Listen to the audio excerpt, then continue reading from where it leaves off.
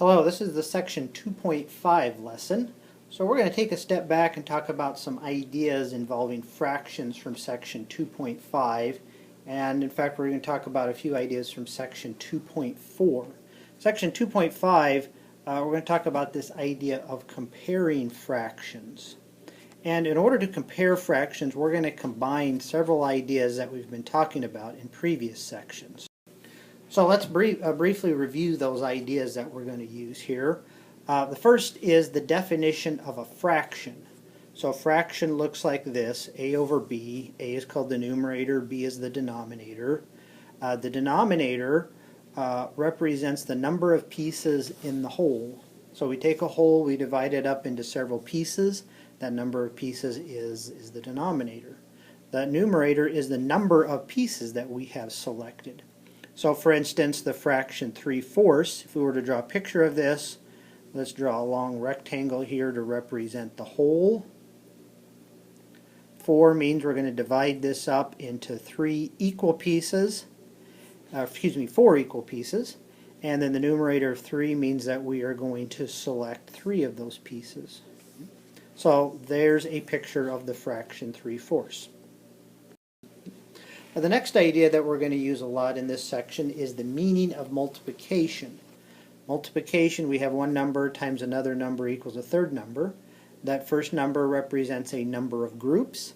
The second number is the number of items in a group, and then it equals the total number of items that we have. Third idea is the idea of equivalent fractions. And we defined two fractions to be equivalent if they represent the same quantity. So let's do an example of equivalent fractions here that involves multiplication and talk about why these fractions are equivalent. So let's start off with the fraction 3/4. And we know from elementary school that if we take the numerator and the denominator times some number, we're going to get an equivalent fraction. And so the question is, why are those two fractions equal? Why can we multiply both the numerator and denominator by the same number and get an equivalent fraction? Well, let's look at what happens when we multiply by both the numerator and denominator by the same number. So what we have here is a picture of the fraction 3/4. Here's our whole, this long strip. We divided it up into 4 equal pieces, and we have selected 3 of those. So there's a picture of our fraction 3/4. Now, let's look at this second fraction here, 3 times 5 over 4 times 5. And let's focus on the numerator here, 3 times 5. That means we have 3 groups of 5. Well, let's look at this bottom picture here. So we've taken this same whole here, and notice that we've divided this up into like 3 big pieces or 3 big groups, but then each one of those groups or pieces is divided up into 5 smaller pieces. And so what we have shaded here, 3 big pieces, but each of those pieces consists of 5 smaller pieces. So we have here 3 times 5 pieces that we have selected. Now let's look at the entire strip here.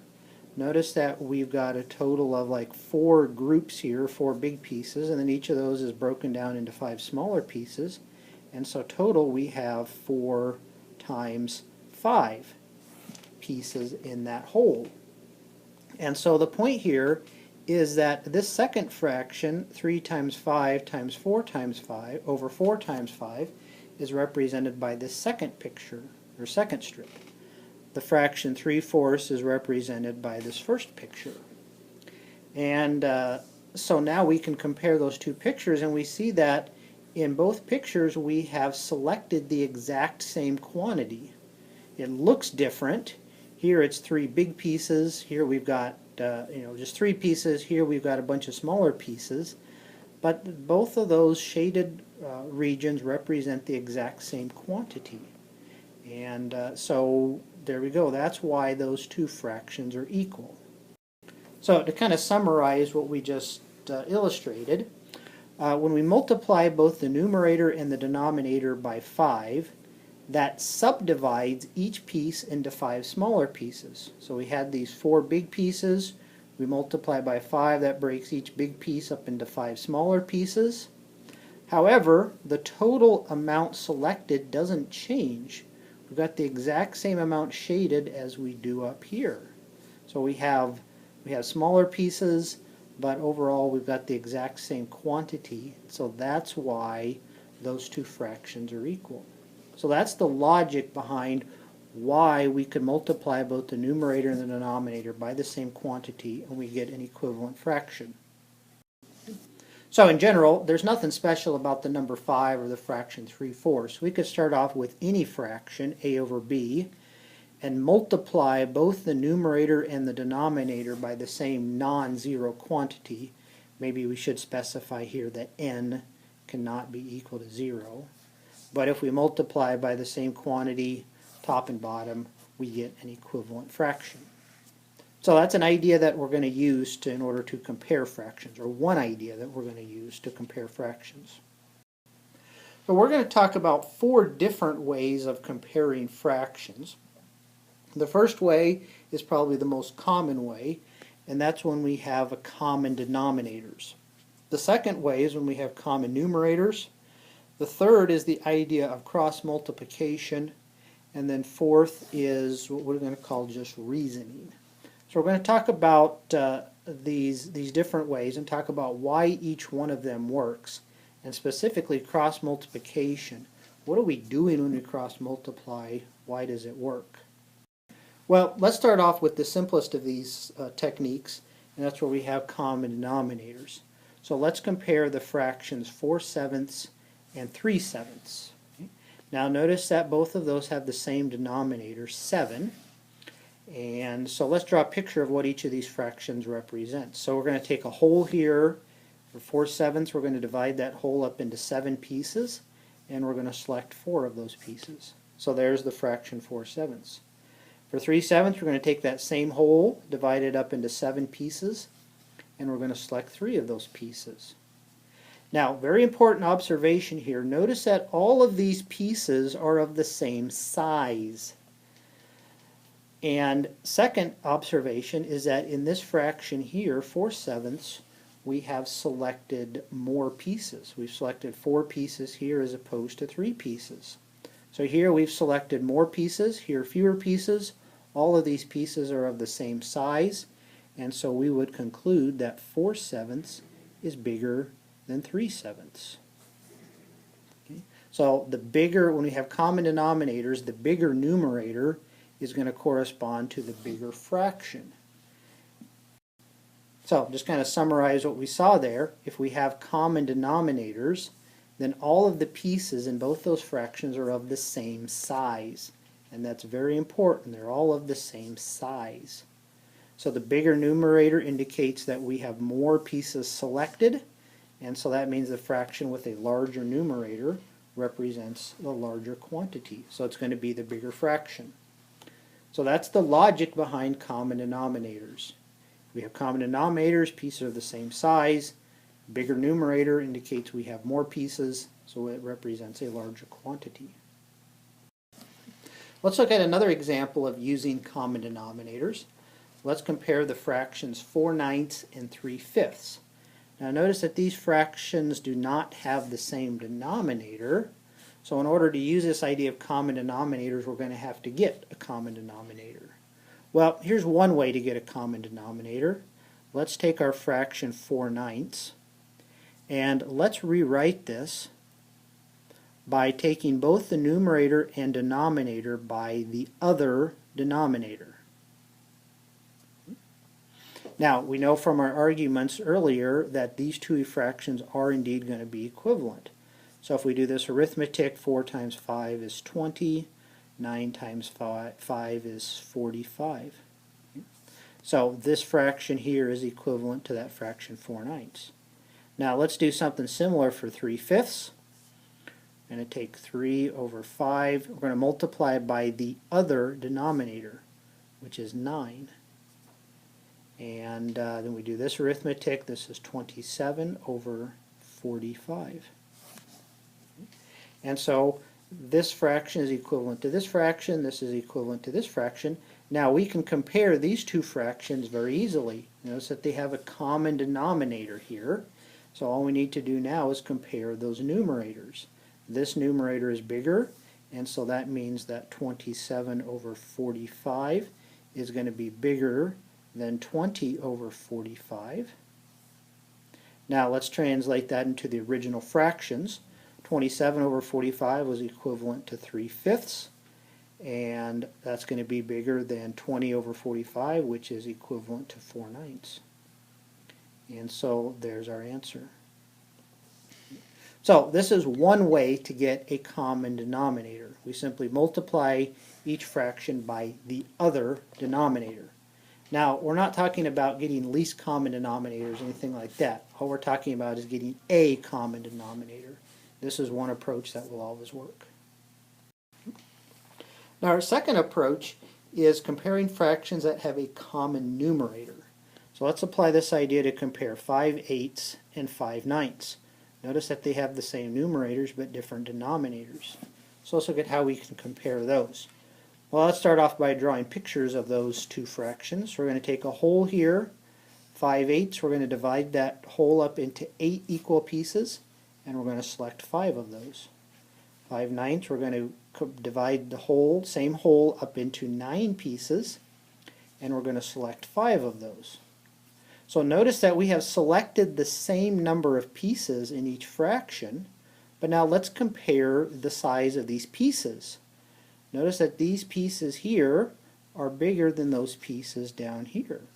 And so these are bigger pieces. Bigger pieces. Okay. Now they're not the same size of pieces as they were when we had common denominators. These pieces here are bigger. Well, because we've selected the same number of pieces, these bigger pieces are going to represent a bigger total quantity. And so we would conclude that 5/8 is bigger than 5/9. Okay. So here we had the same number of pieces, but these pieces here were bigger than these pieces here, and so this fraction represents a bigger quantity than the second fraction. So to summarize what we did here, common numerators means that we have the same number of pieces selected in both fractions. However, a larger denominator indicates smaller pieces. It's kind of opposite of the way it seems. I think bigger denominator should mean bigger pieces, but it's the opposite. Larger denominator indicates smaller pieces. So that means that the fraction, if we have common numerators, the fraction with a larger denominator represents a smaller quantity. So in other words, the fraction with the larger denominator is going to be the smaller fraction. So our third technique is cross multiplication. And I have to admit, I'm not a big fan of cross multiplication, partially because doing cross multiplication doesn't really make us think about what's going on. It's just some steps we go through to get the right answer. Doesn't all make us think about what's going on. But let's talk about how to do cross multiplication and why it works. So let's use cross multiplication to compare these fractions 5/8 and 5/9, which we just did in our previous example. Let's illustrate how we do this cross multiplication. So we're going to take our fractions 5/8 and 5/9, and we're going to cross multiply like this. And so we're going to get on the left here 5 times 9, and on the right we're going to have 5 times 8. Now we do this arithmetic, and we have 45 on the left, and we have 40 on the right. So now we're going to compare those two numbers, 45 and 40. We'd say, well, 45 is bigger than 40, so we have the same inequality here, and we have the same inequality here. And so we would conclude that 5/8 is bigger than 5/9. So that's the exact same conclusion that we came to when we used common numerators, but we just did this with cross multiplication. Now, we should always ask the question, why does this work? Why does cross multiplication work? Well, to justify it, let's go back to our previous technique of finding common denominators, and we'll make an observation here. So 5/8 is going to be equal to 5 times 9 over 5 times 9. Now notice that 5 times, this should be 8 times 9.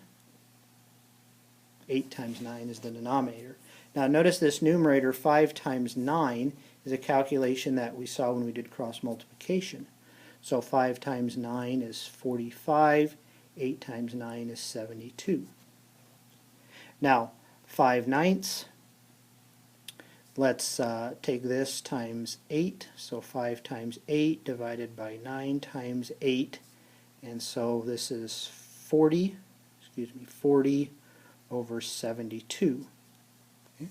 So again, notice that 5 times 8, that's one of those quantities that we calculated when we did cross multiplication. So now we have common denominators over here, and so we can compare those numerators.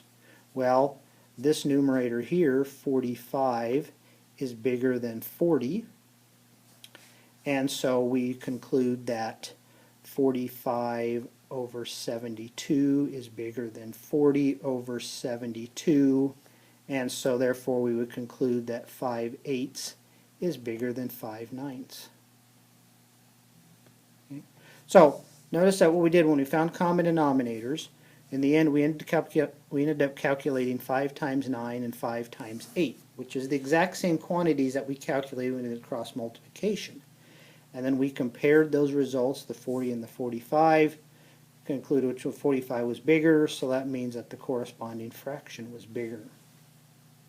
So to kind of summarize, what we're really doing when we cross multiply is cross multiplying gives the numerators that we would find if we found common denominators. So if we were to use the method of common denominators, cross multiplication gives us the corresponding numerators. So then the larger numerator corresponds to the larger fraction. So in other words, cross multiplication is really just kind of a shorthand notation for finding common denominators. But it's not at all obvious that that's what we're doing when we cross multiply, because when we cross multiply we get rid of those denominators altogether. So that's what I mean when I say that cross multiplication doesn't really make us think about what we're doing. It doesn't give any indication as to what's going on behind the scenes. So that's one reason why I'm not a big fan of cross multiplication. Now our last technique is simply called reasoning. And there's a lot of ways that we could reason through comparing fractions. Let's talk about just one way of doing it. In the activity in class, we're going to practice reasoning with some other fractions. But let's reason through comparing 4/9 and 1/2. So 1/2, that's kind of like that's a very common fraction. 1/2 means we take our whole, divide it in 2 equal pieces, we select one of those. So we all know what 1/2 means. But now let's think about how 4/9 compares to that. So 4/9 means we're going to take our whole, divide it up into 9 equal pieces, and we're only going to select 4 of those pieces. So let's think about how 4 of those pieces would compare to 1/2. Well, if I were to select half of these 9 pieces, I would have selected 4.5 pieces, right? Because half of 9 is 4.5. But in this fraction, I didn't select quite 4.5 pieces, I only selected 4 pieces. And so that tells me that 4/9 is going to be a little bit less than 1/2. And so there's really not a whole lot of work to show there when we reason through. We just got to think through in our mind as to why this is true. So here we compared 4/9 to half, concluded that 4 pieces out of 9 would be just a little bit less than half the total pieces, and so we reasoned through 4/9 is less than 1/2. Now, as I mentioned, this is only one way that we could reason through comparing fractions. In class, we're going to get some more practice with this. So that's it for this lesson. Your assignment before next class period is to read pages 58 through 60 and 69 to 73. These pages come from section 2.4, and then these pages come from section 2.5.